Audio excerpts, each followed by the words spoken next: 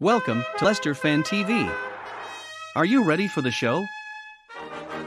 Thanks to our sponsors, ADT Taxis, Everards, Pukka Pies, Pink Car Leasing, Leicester Riders, Hollogram, The Fox's Arms, Peter's Pizzeria, Hope Against Cancer, and Newby Co estate agents. We want your views, we want your comments, so join us live. 5, 4, 3, 2, 1.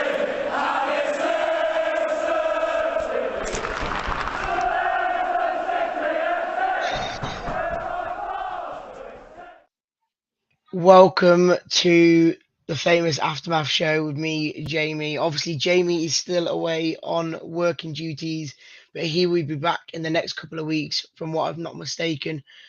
But welcome to the show, everyone. It's finally a good Aftermath show. We've finally got a win. My voice is half gone, so you have to bear with me, but we'll obviously have a load of other people on to talk to get the views and comments. No, I'm slowly getting it back, but that's what you get when you get a win, mate. That's what you get. Joseph, welcome. Gray, welcome, everyone. Derek had a few, what a relief. Yeah, finally. That last 10 minutes was awful to watch because it was just so horrible in case we did somehow draw the game. But I'm just glad we got it through it, and I thought the subs worked well. I think mainly the Mendy one. Obviously, I wanted him instead of Ndidi, but late on, when you're bringing someone like Mendy on, it just cuts people out, and it was brilliant. Dave, welcome. Martin, Dan Martin, welcome. Ian, saw you in the telly yesterday. Yeah, everyone's been saying it. I was going to get a clip for it, but I didn't want to put anything like that on here. But shows passion, mate, so you can't get anything about it. Nick, you're Match Day famous now. Yes, I know I was on Match Day. I don't actually sit in that position. So you were lucky to see me in that place because I went down the stairs about to exit the stands, and yeah, it caught me as I was leaving. So hey ho. Graham, welcome. Everyone's saying it. I'm not famous. I'm not Jamie. I am not Jamie. Where's Jamie? He is on work duty at the moment. He's obviously opening the bar again back in Spain. So for the next week or two, he is going to be working, but I think he's back in the next couple of weeks, if I'm not mistaken. But I've got my cup of tea while we get these comments in, and hopefully we can do the Great Escape Part 2, like the council says. Welcome. I can't believe we've finally got a win. It was a tough win. It wasn't pretty. It wasn't pretty, but we got it out. And like you say, Jono, it's a bit croaky today. I am a bit croaky, and that's what you get when you win a game. But we'll get our first caller in. Tom, you were there, mate. How was it? It was just brilliant. Oh. We heard you on the radio as well on the way home. So what do you buzzing, take mate. from it, mate? Buzzing before the game, buzzing after the game. I think if we'd gone into the game with a very dire performance from Man City or just no change, and I think you wouldn't have got it. But I think the reaction from the players at Man City, gave the fans something that we can do something here. We can do something, and I think some people would have taken a point yesterday because Wolves aren't a bad team. We saw that in the first half. They moved the ball on very well, and we couldn't cope with it. But second half to grind out that win after not winning in 10 games, that was a massive victory yesterday. And I probably would have taken a point before, but as long as we then got 2 wins against Leeds and Everton, to get that win really steps us up now. Because if we can get win at Leeds and Everton, I really feel that might just be enough, bar picking up 8 points here and there, to keep us in the league for another season.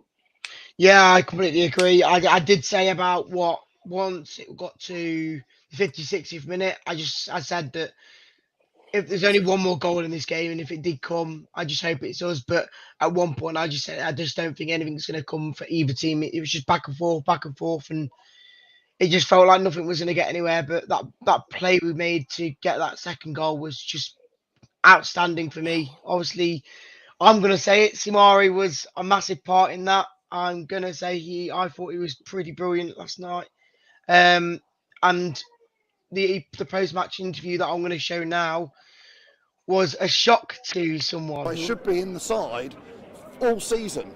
Yeah, He was probably the man. I gave him man of the match, but I'm giving a duo man of the matches. Everson for his saves, or who else? Simari. I'm sorry, I thought he was brilliant. I thought he was brilliant. Yes, he was a bit iffy. I thought he was a bit iffy at times with his passing, but the times he ran through on the runs and whatnot, for me, I had to give him man of the match. So Phil did not agree with me. I did say it was down to his hatred for him, because I know he's not a big fan of him. Same with Daka, but I had to call it because when I watched the game yesterday, Tom, I obviously do see Kags as the man of the match, but I had to give some sort of call for Sumari.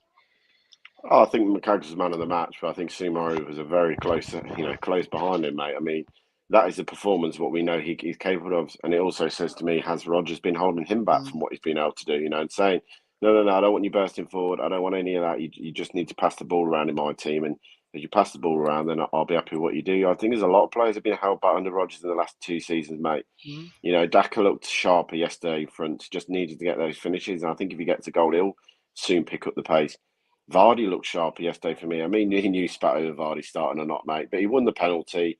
He nearly set Tete up with a goal after 5 minutes. I thought he was good in that 45 minutes yesterday. I really thought his movement was top notch. Again, because we're playing a more open game of football, we're not holding the ball too long, meaning teams can't drop deep. They can't put a deep block in for Vardy not to get him behind. And if teams do that, then Vardy, Daka, Nacho will have a field day because they can put people away and running behind every single time. Just because of one reason, we're not holding the ball in midfield as long. We're not going backwards. We're getting the ball. We're getting forward. As soon as we get on past the halfway line, it's like Dean Smith says to him, just go. Do not stop. Go forward. Look for the forward ball. I do not want to see that ball going back towards our defence and holding on to it, because we're not going to score from that kind of play. Massive part of that was yesterday was Sumari getting the little 1-2s around the corner and bombing forward, knocking it into the box. But also he was very disciplined when he was doing it, because there was one point he knocked the ball wide to Nacho. Timmy went for the overlap and he looked around twice to see where people were and he stopped. He didn't make the run for the box. He was disciplined. Before Andy wouldn't have been, he would have just gung-ho and got in there, because he would have been told, oh, if you're in that position, you need to be in the box there. He was very disciplined performance from Sumari yesterday. And I think if he can play like that, then Leicester fans will warm to him very quickly, because he tried to do a little 1-2 with Ndidi, and Ndidi lost the ball, and you could see his anger with Ndidi and showed it to him. Like, no, man, you've got to get the ball and keep it there. We're in space, you can't just lose it. So, look, a very good performance. I've said for a long time I like Sumari. I think there's a thing about him. He just needs a confidence, and I think Brendan held the back. But for me, Brendan held a lot of the players back, and we're seeing that with Cags for the start of the season. We might not have been in the predicament we're in now, but because Brendan's ego got the better of him and he wouldn't agree to what Cags was doing, Cags gets dropped. Well, we've seen from the last 2 performances how good Cags has been and how reassured the back line looks with him in there. And we're not having to rely on Harry Souttar, who I think will be a very good defender, but he's too young for a relegation battle to come in and do the fight at the moment. Yeah, I don't think anyone can deny that Sionchu last night was just outstanding. I don't think he even put a foot wrong. But Jono, I'll bring you in next. Jono, morning. Hope you're okay. Yeah, not bad. Happy. One of the better Sundays we've had in a while. But yes. Really good. So we'll go back a bit before the game and look at the team news. What was your kind of thoughts as we saw that team news come out? And I'm pretty sure a lot of people were quite shocked to see 4 attackers all in one lineup. I saw a team that said we are going for Wolves. Like, no 5 at the back, no holding out for one counter attack and holding the draw like Brendan would have done. It was like, you know what? We're in this relegation, so let's give Wolves a game. We've got Daka and Vardy who can run up defenders. Ian actually is a brilliant holding up player. Samara, he actually went forward, and Dean Smith said, as long as you just find one of those players, we will get forward. And we went at Wolves by the throat. Yes, the first half wasn't the best, but the second half, we're just epic. Christensen with the amazing crossing for Castagna's goal. Sunchu was just epic. Everson made some absolutely brilliant saves. The last free kick, we're thinking, oh, here we go again. Here comes a 2-2 off on the set piece. But Everson made a fantastic save. So overall, I thought it was a great team lineup because it showed Wolves that, we're here to play. Yeah, I was saying to Phil on the post-match stuff last night that it wasn't pretty. I think we can all agree it wasn't the best performance, but again, it's just about getting stuck in now and just making sure we get the points. And there's one that we'd probably say wasn't the greatest yesterday in Youri Tielemans. I don't think he had the greatest game at all. Do you think, Tom? Yeah, the greatest game. I'm not blaming him for the goal. I blame Faz for the goal, in my opinion, because Faz should never have put the ball into that area at the moment. Not on someone who's just come back from 7-8 weeks out, hasn't played a lot of minutes, and you put a ball onto him. Now, we know a fit Tillemans probably turns away and goes at that point. But at the moment, he's having to take an extra touch, and I think Faz there should have just cleared his lines and gone long instead of trying to play out from the back. So unlucky, really, with the goal. It's, again, individual errors. But I like it, though, Dean Smith's honest about it. Individual errors. Not blaming anyone, just saying individual errors. And it's nice because Roger wouldn't come out and said that. He would have said, it's just one of those things. It's nice to see a manager with a bit more confidence. There's a spirit about him. We haven't told anything like that for ages. You got a manager who actually feels like he cares about what he's doing. And I said last night on a podcast I did for BBC, he was saying, they asked me what he thought about the appointment of Dean Smith. And I said at the time, if it had just been Dean Smith, I think a lot of Leicester fans would have been like, nah, about it. Or Jack Raff would have said it would have been a bit minging. I heard that on the radio. I'm not going to live that down, Jack Raff. It's minging. But I said, to see the appointment of Craig Shakespeare and John Terry, it felt like, do you know what? We've actually done well here. We've got three, not just one. We've got a man manager who's good at managing players and reacting. We brought in a very decent, amazing coach in Craig Shakespeare that we all know is a very good coach. And then we've gone out and got our defence coach, something we've been crying out for ages, because you look at the record he had at Villa when he was there with Dean Smith before he left. He had the fourth best defensive record in the league. He left, and Dean Smith then, his tenure didn't last that long much after because their defensive record crumbled. I think we've seen it in 2 games so far. Take out the wonder strike from John Stones, a handball that's unlucky at Man City, the third goal's a bit of class from Man City. It cut us apart. But, I don't think any of the goals can go, that was a really bad defensive mistake there. Yesterday, Faz passed it to him, but he still has to put it in the bottom corner from a good distance out. We look more solid as a unit, not just the back four, but as a unit. That last 5 minutes, Dean Smith said, we just knew we had to go deep, sit deep and defend for our lives. But we're putting our bodies on the line. That's what we didn't do against Man City. We wouldn't have done that 4 or 5 weeks ago. In any of the games we've played, it was scored again.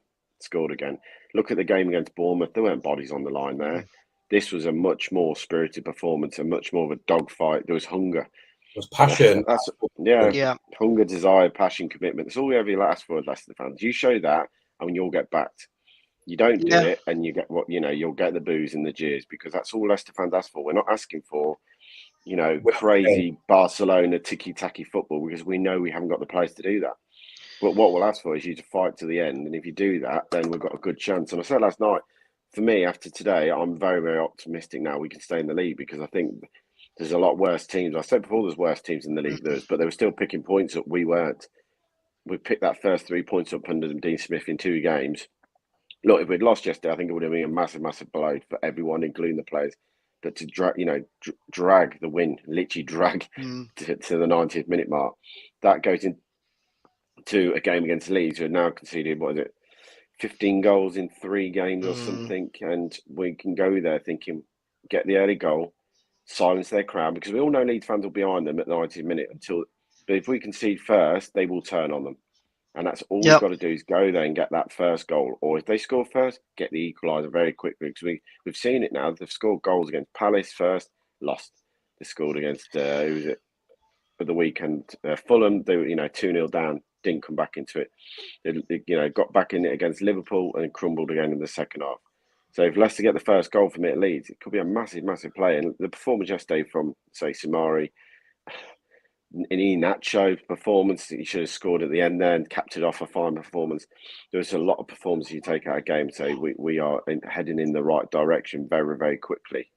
I've got to shoot off, but before I go, in that game, we also didn't have we did have Maddison, who was a massive miss.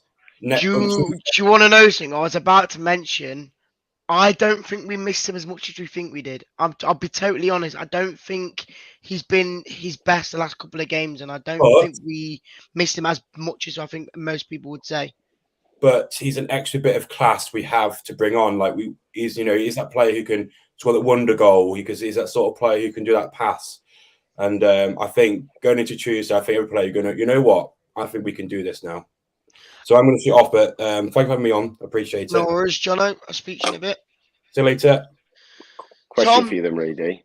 Go on. You're saying about Madders and you said about Tillemans. But if you only could pick one of them at the moment in that team, who do you pick?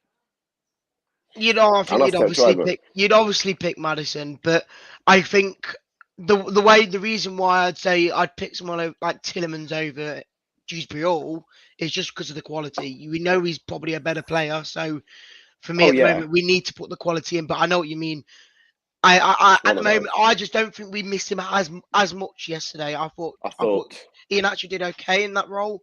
I don't think he was brilliant, but he did what he had to for a position where we had to kind of be forced to make that sort of decision. Yeah, Nacho in the 10 is his favourite position. I don't think everyone knows that he can play it, and he prefers to play the 9 and then drop off and link the play up with a number 10 there, as we saw at Villa away with the passive movement there. Nacho dropping in to Madders then putting the ball in for Tete and Barnes is the way that Nacho likes to play. I think we've seen that, and then getting into the box or anything that you can get any scraps off. Nacho playing as a 10 yesterday did all right. He set the Vardy pen up with getting the ball through, set another chance up with the ball through. But in the second half, he's unselfish. You look at the goal, he pulls away the 2 defenders and leaves the space for Cassano in behind him. So he can do with any position really. But I think if you go to Leeds United, you do go there, and you would probably pick Madders. I think Barnes probably will come back into the side possibly as well, because I think Daka out on the left, he looks completely lost, sadly. It's not his favourite position out there. You could see it wasn't his. I thought he did okay. He did all right. The position he was in. But the chances he did get, you'd probably think he should have scored yesterday. I thought the one he went through on goal, it was a poor first touch, and then it was a poor strike on his left foot. But we all know that's not his strong side. So, credit's where credit's due. He didn't have a bad game since it's his weaker side of the pitch. But yeah, for me, Barnes probably does come back into the team, and Tete probably is one maybe that comes out of the team. But I didn't think Tete did that much yesterday. If I'm honest about it, he was spits and spurts. Yes, he set the Daka chance up, but I'm still not 100% that Tete is the answer on the right hand side of the pitch. If I'm honest with you, but it all depends which way we play and what style we'll play. Because if you get space to run at people, it's a different player. Soon as teams close space off, he doesn't look like he can beat a man that easily. Yeah, I agree. I was going to go into who you think would get into that side against Leeds, obviously with the likes of Barnes coming back into the fold, Maddison maybe getting back into the fold with his illness going. But what I'll do is I'll bring Ross in to ask that question just so he gets to talk a bit. Ross, welcome, mate. Hello. Ross and talk. Charlie. You got the score prediction right, mate. Well done. Yeah. Do you remember what the score was? I don't know. There you go, 2-1. It came to me last night, which I was just about to put him to bed, and I thought, you got the score right last night. I just realised, well, I did it in English, and he did it in Spanish. Yeah. And I'm from 1 to 11 in Spanish. Una de 8, 5, 7, 8, 9, 10, 11. All right, enough for Spanish. There you go. Ross, give me your kind of take on yesterday's performance, and then tell me who you would start on Tuesday. I would keep the same team. I would keep the same team. End of the day, unless there's an injury, don't change it. I think, obviously, I don't know if there was a knock for Vardy, weren't there? Slight knock for Vardy. Unless he's not fit for Tuesday, then keep the same team. Why change a winning team? We played really well. Obviously, yeah, when they scored, I think that penalty really helped. And honestly, Nacho, when he was stuttering, I'm like, oh no, what's he doing? I did think he fluffed it at one point when he went close to it. I was hoping not, but I was just when Castagna scored. Oh God, I couldn't believe it. I was so happy. It was a brilliant play and a brilliant goal for the winning goal, wasn't it? It was just amazing to see how it went in. But Again, going into Tuesday's game now. Obviously, Leeds next on Tuesday. I'll wait for that. Barnes is fit. Well, he should be. Madison should be fit. Do any of them come in the fold for you? Obviously, if Vardy is injured, do you put Daka up to the 9 and play Barnes on the wing? And basically play the same sort of do you know lineup? what? If Vardy doesn't play, I'd bring Madison in, put 2 up top, meaning with Daka and Nacho. Madison on the wing, Tete on the other side. Let's keep it as it is. But just like I say, if Vardy is not fit for Tuesday, which I'm going to, I can't wait, by the way. Go on, Tom. I know you're about to say something. I just think we saw the point that Dean Smith made at half time that we were getting well overrun in the midfield and the part. And I think if we'd continued in the vein in the second half, then Wolves would have probably scored a couple of goals. It was nice to see a manager go, no, this ain't working. We're getting overrun. We need to change something. And yes, he sort of played his hand because Vardy got injured. But I generally think even if Vardy wasn't injured, he would have taken a striker off and put in Dewsbury on because we were getting absolutely murdered in the middle of the park. Do you think it's because someone like Yori's only just come back and he wasn't maybe up to the game enough, or because the first 10-15 minutes, I thought we were quite good with how we were passing the ball and the way we were playing with the formation we were in. Yeah, as much as I agree with the first 15 minutes, but then I think Wolves worked out what we'd done, and I think it was more Wolves being clever than players not being able to cope with it. I mean, don't get me wrong, Yori struggles some of the time. We all know that in the pitch to get around. He's not the most mobilest of blokes. He's about the quality and stuff like that. But I think Wolves learned after 10 minutes that we got an extra body here, boys. If we're just a bit more slicker with our passes, we'll get around them. And that's all they did. They were just slicker with the balls. They were slicking them with the balls, moving it around the pitch. And I think in going into a game against Leeds, if we try to be clever with the amount of pace they have on their side, it could be costly. I think either Dewsbury or Maddis have to come into the middle of the park there to give us an extra body. And that's it either. For me, it's probably, if you're only going to change one player, then that would be Maddis in and probably if Vardy is out. If Vardy is injured. But even if Vardy's not injured, I'd still say you've still got to change one player. You have to go with an extra body in the middle of the park away from home. You can't go to Leeds and be all gung-ho because with, the pace they've got of Anderson, Gento, they will tear us apart down the sides for fun. We've got to be very structured going to Leeds and know that we can pick them off at the back. They are poor defensively. We will get chances on Tuesday night, and it's all about taking those chances. I just think that to go there and set up what we've done today, Dean Smith will probably is too good as manager to do that. And I think he'll know, no, we can't go there with 4 strikers on the pitch or 4 attacking players. We've got to be a bit more clever. And, either Dewsbury has to come in because of the energy in the park, or Maddis will come in for that bit more creativity. And, Tillemans and Samari will drop as the 2 holding midfielders. And then you leave the other players to go around, float around at the top of the pitch. But I don't see us going there with such an attacking lineup. Not as in attacking lineup, but with 4 out and out pace, people who's going to go at them. I think the one reason why we did do that was because of the late change from Madison being in the side. But I thought it did okay. I thought we like Jono said, we looked like we were just going to go for him. And as much as it probably wasn't that sort of plan to do that, I thought the way we set out was quite decent. But again, you're putting Daka out of position. You're putting Tete on the wing again, who obviously is his favourite position. But Kellen, the number 10, I just don't know if that works full time. You'd have to go probably 2 up front, like you say, Ross. Well, I think with Nacho yesterday, obviously, great passing to Vardy. I think. Prime. Right. Stop it, Charlie. ASI, a knife pop. All right, no more advertising. Ours gave us double the views as normal. They've already been drank, by the way. But no, I was gutted that Vardy got injured yesterday because that would have been so good to get a goal. Because last time he scored in the league was against Wolves, so it would have been justice if he did score. But obviously, unfortunately, got injured. But I'm gonna give my hats off to Soyuncu yesterday. Oh, man of the match, 100%. And Sumari, do you know what? We haven't said much about Sumari yet. He actually, I think it was his best game in a Leicester shirt. I think it was running about. I think people.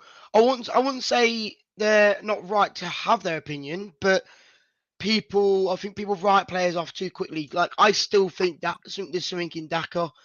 I don't think he's been given enough time or space. Again, he played on the wing yesterday. You could say he's not strong enough or he hasn't got enough shooting in him. But for me, he did what he could on the wing. He wasn't his favourite position.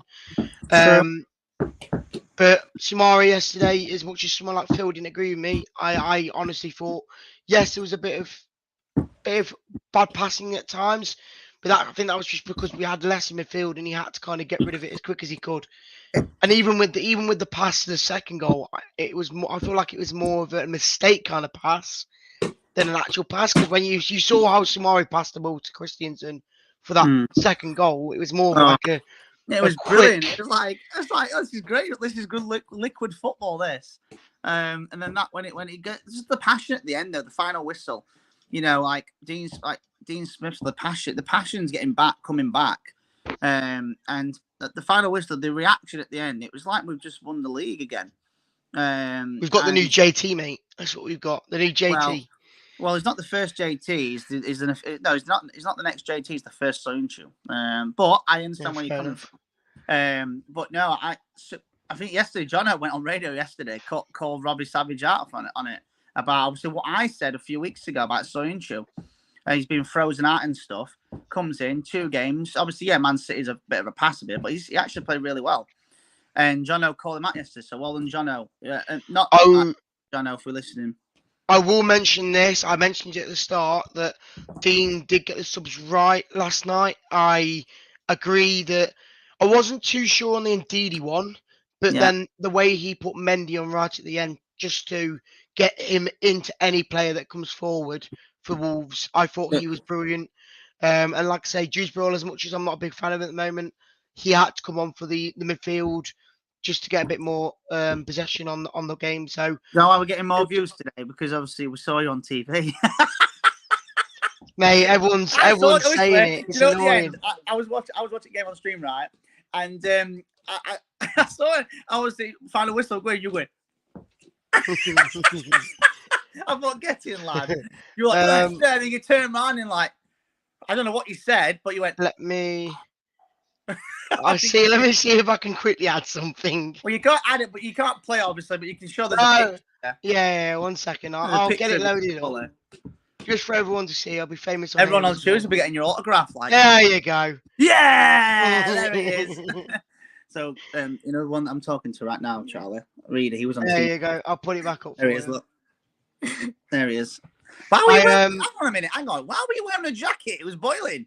It wasn't boiling, mate. It wasn't boiling. No. Okay. I will mention though that I don't normally sit in that spot. I was coming down the stairs to go out the ground, and as the final whistle blew, I was there and I was giving it all. So yeah, well, fair. I saw you. I thought, oh my God, it's Reeedy. Let's see what happens again. We're gonna shoot in a sec anyway, but go on, Charlie. Makes a change for Prime. Wants to do his dance. Thank you, Andy at Madhurst, and Charlie. You go, mate. Hang on. So I have a score prediction for Tuesday since you're good at predicting. Go on, before we go, give us a score prediction for Tuesday. 3-1. That's 3-1 in Spanish. I'll take that every day. 3-1. I tell you what, if it comes back, do you know? Remember that octopus for the World Cup one year, where it was predicting who was going to win stuff? Charlie's the new octopus, except was a human. There you go, John. It was boiling. Sounds like a Rogers excuse. Yeah, he was on radio yesterday. Fair play. Shame he didn't say my name, but yeah, at least you said that you get a Leicester fan a few weeks ago. There you go. But yeah, Jono, not Jono, looking now. Ross, appreciate you coming on, mate. I understand you've been on TV, but there's no need to get names wrong, all right? Right, Ross, I'll see you in a bit, mate. See you in a bit. Jono. Bye. Bye. And there you go, another show, another completed show, and it's actually a winnable aftermath show. We will be live tomorrow for the match preview again for the Leeds show with me and Sam most likely. So make sure you check that out. And then we've got the watch along again on Tuesday. Tyler, please join on the next show. It was just too busy on the background to get you on. I'm sorry, mate. But again, next time, either on Phil's show next week or Jamie's show next week, please do ask and I will get you on. There you go. There you go, Ross. He's mentioned you finally. But there you go. Last comment of the day. Great feeling to win at last. What a brilliant game. And as you can see there, my voice was gone and so was my famous. There you go, guys. Appreciate you coming on and I will catch you on the next show. See you in a bit, guys. Thanks for watching Leicester Fan TV. Thanks to our sponsors, ADT Taxis, Everards, Pukka Pies, Pink Car Leasing, Leicester Riders, Hollogram, The Fox's Arms, Peter's Pizzeria, Hope Against Cancer, and Newby Co estate agents. Make sure to follow us on all of our social channels at Leicester Fan TV. Visit our website, leicesterfantv.com.